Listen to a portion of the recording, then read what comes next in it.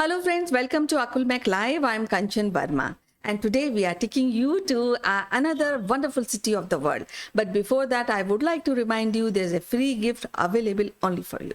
So stick around to this episode till the end. We will guide you how to avail your free gift.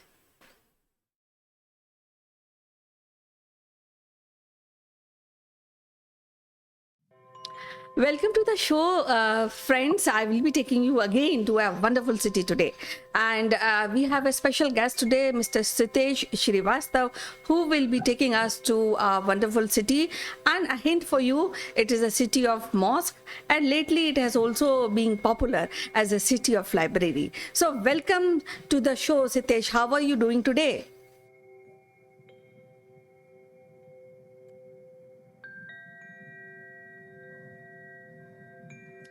Hello, Kanchan. It's a great day and great again the session to talk to you, and that too about one of the favorite cities that I have seen in last few years and several times. It was a great visiting that city, exploring the city, and also talking to its residents. But how have you been? I'm wonderful and I'm so excited to really visit the city with you. So, which city we are going today? Well, this is a jewel in the Persian Gulf, and this city is Doha City.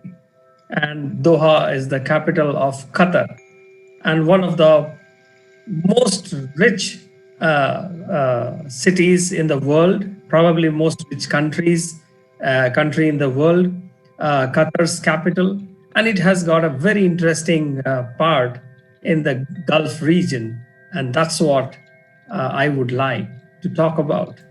Yeah, I have heard, I've read that Doha is quite a young city because it was founded around 1821. And since then, it has become very popular worldwide destination for people to visit because it is a modern city with lot of ancient rituals and traditions. So tell us about this city. Well, Kanchan, Persian Gulf has been a very, very important landscape in the Gulf region. And Persian Gulf connects the mainland of Saudi Arabia and Qatar from the Arabian Sea. And it is a very important port in the world. But uh, up to 1971, the Persian Gulf was not really accessible via big ships because it was not deep enough for the big ships to enter into the bay. And therefore, only small pearling boats were found and small boats. But later in 1971, the first deep water port was built. And in 1971 also marks the Qatar's independence from the British protectorate. So yeah, so you can say Qatar and our neighbor Bangladesh, they are of the same age, but Qatar's journey and Qatar's journey is actually Doha's journey. It is something remarkable with one island nation. I believe it is around 11,500 square kilometers of the whole Qatar country. And its presence and its eminence and its dominance in the Gulf politics and the world politics is something which is commendable. And India also has a great relationship with them since 1971. Well, as I mentioned, that Qatar is quite a profound city because there are a lot of buildings which are modern in their architecture, and people are very friendly because they welcome guests. And they really become happy when they really feel and then see tourists coming to their city. So, what is that special thing about this Doha city, which is in Qatar? Well, Kanchan, Doha city is something which is always trying to compete with Dubai. always. And if people who have seen Dubai, they can always find parallels in the Doha city as well. But for me, Doha city was more about the cultural assimilation, the historical amalgamation of that small place in the Persian Gulf, where from many centuries there were a mix of cultures coming in and trying to do trade. And I said that it was pearl boats were found across the Persian Gulf and the fishing. So before around 1950s, around 1950s, 50s, 60s, Qatar was mostly about the pearling boats and the fishing. But then somewhere in 60s around, the oil was found and the life was changed. And also the way the Qatari nationals have made themselves indispensable in this world. As you can see in the background, my image, this is just a glimpse of one part of the city from the Cornish Street, and this is one of the remarkable streets in Doha city, from where at one place in the Cornish road, Cornish Street, one can see the wealth that Doha is today. And interestingly, it is said that it is one of the most richest cities in the world. There are no poor in this world, in that city, and GDP is enviable to any big city of any great city of the world. The size could be as around the New Jersey. The whole Qatar is around New Jersey size. So, but it is an Islamic country. It is an Islamic country, and it has a rich Islamic tradition. Most of the country is governed by the interpretation of the Sharia laws, and therefore it is important for any visitor or a foreigner to understand and respect the culture and the rules of having the civil life over there. And it is a place for malls, for sports, for camel rides, for desert adventures, and great nightlife, and of course, lots and lots of Ferraris and BMWs, Kanchan. Well, great, and I'm really tempted to go to this modern city. But at this point of time, I would like to ask you: is it safe for a single woman to travel to Doha and stay there as a tourist and enjoy the city and city food, visit places? Kanchan, Doha is supposed to be the safest place in the Gulf region to travel around, even for single women. And you can find countless of single women traveling, especially who are on the transit, or in popular terms, it is also called layover. While they are traveling on Qatar Airways, they take their time out of 8 hours, 10 hours, 12 hours for the layover at Qatar. And then they just go out in the city, Doha city, from the Hamad International Airport, and they see the city. And it is as simple and as cheap as you pay a taxi, a cab guy, $50. Or there are metro, Doha Metro. One can just hop onto the metro, and another 4 to 5 hours between a layover, they can actually see the jewels of this city. And therefore, it is absolutely safe. Even from the petty crime perspective, it is very safe. Well, what happens in India, we believe in freedom, and to the extent that sometimes we really feel what to say and what not to say in the press, especially when you see people and they are saying some bad comments which can hurt other people. But when we go to a city like Doha, where there's a Sharia law, and our tourists are free to really move around and mingle with the crowd, and maybe be there in the way that they themselves present in their own country. So, is there any restriction in day-to-day life for a tourist? The only restriction in Doha that I could see, Kanchan, is about the dressing, especially for women.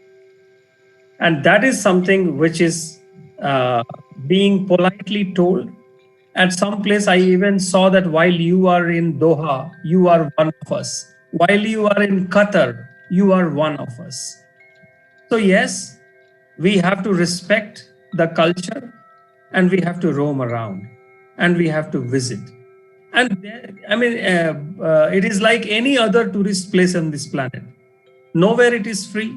Everywhere we are being watched, and everywhere we have to observe the local law of the land. But it is also one of the most open country, and Doha actually happens to be the 2/5 of the country's population stays in and around Doha city. And there are world universities in Doha. They have their campuses in Doha. There are a lot of Indians. In fact, I feel that Indian ethnic community or the Indian expatriates are the most visible foreign workers over there. There are almost 10 to 12 Indian international schools operating there. Food is absolutely not a problem. But I must tell you that the petrol is cheaper than a veg burger in a McDonald's. That is something one must be amused to see, that sometimes the petrol is so cheaper and how much expensive we buy the petrol in India. So it is a story of a country which from 1971, 50 to 60 years around that time, this country has transformed itself as one of the biggest and the most desirable luxury destination. The current Sultan has visited, or the Sheikh has visited a couple of times in India, and his father has visited India. India has great relationships, including our Prime Minister, Mr. Modi, visiting there, and our External Affairs Minister visiting Doha. And there is a lot of bilateral trade that happens between the Persian Gulf, where Doha is an important part. And it is important to study the place from what is happening in the modern politics. The Qatar is under some sanctions, at least in 2019-20. They were under some sanctions from the other Arab countries, Saudi Arabia, Egypt, and others, UAE included. But I think that kind of a sanctions has actually given the Qatar and the Doha to build resilient systems for themselves. They have used these sanctions as an opportunity and to have the supply chains spruce up in their country. And it is worthwhile to note their contributions in the Gulf and in the larger world. And the money which is flowing in from the oil, that is seen in they have participations in the as an investor into the most expensive hotels in the world, football clubs in the world, Grand Prix motor racings in the world. And the biggest part, I'm surprised to the core to understand that FIFA 2022 is being conducted by Qatar. Can we really imagine the kind of progress this country has done? And Doha is an integral part of it. And it feels, once you stand there, you feel that even a small piece of land can do wonders and can bring pride if the people of that place feel pride about their country and land. Well, you raised a very important point and very valid point. When we are visiting to other countries, we should follow the culture and tradition and the regulation of the country. Likewise, people who are coming to India, and there are many restrictions, and I'm sure the tourists who are coming from different countries, they follow these restrictions, and I think that is an amicable way to enjoy any particular city or country. Now, I would like to ask you, you've been around Doha. What is the kind of cultural or architectural ambience you see? Well, Doha is all about the Islamic culture. And of course, there are Christians and there are Hindus and there are others also from regions. And I was amused to find Hindi as a spoken language also, with many, many people and on the streets. And, of course, the leaders' pictures are splattered across the walls in the city. The current His Highness from the royal family, and the royal family government is handling the country very, very well. And it is important to note that the nightlife and the architecture, I mean, you can see some images behind me, and they are modern. At the same time, they are medieval. They also have the distinct blueprint of the Persian Gulf, artistic values. And this is one very important place is to see the Museum of Islamic Art. I visited that place and I wanted to see. I was amused to see that Museum of Islamic Art, and it has a collection of Islamic art which spans for almost 1300 years. It was designed by a great Chinese American architect, I.M. Pei, and it has a collection which includes many prized examples of Arabic calligraphy, early Islamic books, ceramics, glass, ivory, jewelry, metalworks, miniatures, textiles, and woodwork. And I think it is one of its own kind of museum of Islamic art. The another thing that I want to mention is the Arab Museum of Modern Art, and this is also it has oldest pieces in collection as early as 1840s. Several decades it has been basically the patrons have been Sheikh Hassan bin Muhammad bin Ali Al Thani, the head of the Thani family, who basically are the patrons of this. And the architecture is full of Islamic architectural, and it doesn't feel very alien, because a lot of Islamic architecture is also seen in India because of the Mughals and the sultans before them. So it doesn't feel alien. Yes, the country is very hot during the daytime. In the summers, it can reach up to 50 degrees Celsius. But also in the winters, it goes up to 10 degrees of Celsius as well. So it is one of a very, very desirous destination, Kanchan, in the Gulf. Somebody who's traveling for Doha, what is the maximum time he required to really visit all the attraction of the city, and what is the cuisine, and with the focus of vegetarian food? Can you just guide us? Well, Kanchan, food-wise, as I said in this video itself, getting a vegetarian McDonald's burger is expensive than getting a petrol. So vegetarian food, definitely, because lots of Indians stay there, and therefore lots of restaurants are there where serve the vegetarian food as well. And they have their own Arabic vegetarian cuisine. See, vegetarianism is not about India always, as we know. So there are Arabic vegetarian cuisines as well, which are made completely meat free, and they are delightful to eat. They are sweets. It is very delightful to eat, but again, it is expensive. The food is expensive because nothing is grown there naturally.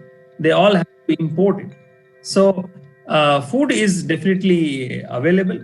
Uh, but of course, international foods are more popular, and all kinds of international delicacies are available at various super shopping malls and the hotels. Coming from the number of days, I have found that mostly it is the layover travelers who basically take a layover of 8 hours to 12 hours. And I have also met some people who actually spending 5 to 6 hours in the city. They actually extended their layover. They spent couple of days, experiencing the old, the medieval, and the new. Of course, there is a lot of new things to explore, from the shopping malls, from the Cornish Street, and from the who and who of Doha, those kind of places. Plus, traveling to the nearby deserts, seeing the culture of the old Arabian markets, which are called souk, souk, SOUQ. And these are the old Arabian markets. It takes you back to the medieval days, and a lot of bargains in these stores, and a lot of us, your language, our own Indian language is being used to get the customers in attention, and it has been a wonderful journey, and to see the growth of a country from 1971 onwards. Well, when we think of Middle East, or we'll think of Doha, two things which really comes in my mind is this pashmina shawls and Persian carpets. I think these are few items which generally people go and purchase from there. For you, how you can describe Doha in one sentence? So I remember one visitor or a foreigner saying that if you really have a will, you can make a desert a lush, green, prosperous place. And there's another statement that I read somewhere in Doha, that when a rose, the flower rose, when it travels into the desert, the rose has to become a tree of a thorn so that it can survive and it can succeed. So if you take a metro rail, Doha Metro, and travel around the city, Doha city, all you will see some of the high-rise buildings, and you will see how the desert is in between all of them. Now, thinking of that from a nondescript desert place or desert town in the Persian Gulf, today, from 1971 onwards, Doha has become the pride of the Gulf region. And I think it is all about the people. It is the people, their belief in their land, their belief that they can create all kinds of luxuries in their place. Probably they don't need to travel to any other place to see or enjoy the luxuries. They have built it in their place. And as I told you, there is no poor person. As per the statistics, there is no poor person. People may have much money or lesser money, but there is no poor person there. So that is something, a great achievement. And I think the relationships that we have with Doha, India and Doha, it will go a long way. And I think the great, interest is between India and Doha is also about the football. Recently, I think, if I am correct, we were routed to participate in the World Cup qualifiers because we were defeated by Doha's football team. So it was so wonderful and so lovely to talk to you regarding a wonderful city, a modern city, Doha. We'll be meeting again with another wonderful city of the world. Till then, bye bye and take care. Thank you, Kanchan. Have a great visit to Doha. Take me along. Sure, look forward. Bye bye. We have some unique Akulmek memorabilia which will make you look outstanding. The graphics on these corporate gifts are based on the global best business practices. To become recipient of one of these gifts for free, you have to watch this video till the end and provide your valuable comments. Or you can also share your experiences. The person who makes the best comment would be chosen to become a recipient of this beautiful Akulmek gift, absolutely free, delivered to your doorsteps.